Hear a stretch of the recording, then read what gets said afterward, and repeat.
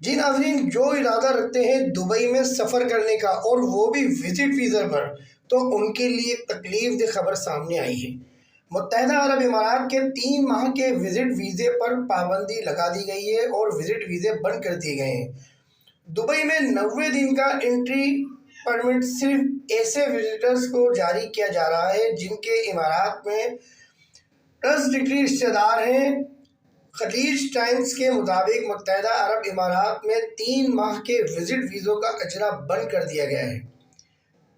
وفاقی اتھارٹی برائے شناخت شہریت، کسٹمز اور پورٹ سیکورٹی (ICP) کے کال سینٹر ایگزیکٹو نے کہا کہ 3 ماہ کے وزٹ ویزے اب دستیاب نہیں ہیں۔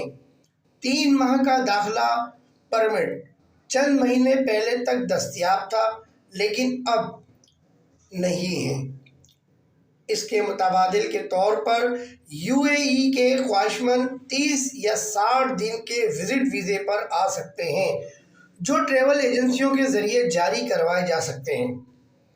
بتایا گیا ہے کہ ٹریول ایجنٹس نے بھی اس تازہ ترین پیش رفت کی تصدیق کی اور بتایا کہ 3 ماہ کے وزٹ ویزے کی درخواست کرنے کا آپشن اب اس پورٹل پر دستیاب نہیں ہے جس کے ذریعے پرمٹ جاری کرنے کی درخواست دی جاتی ہے۔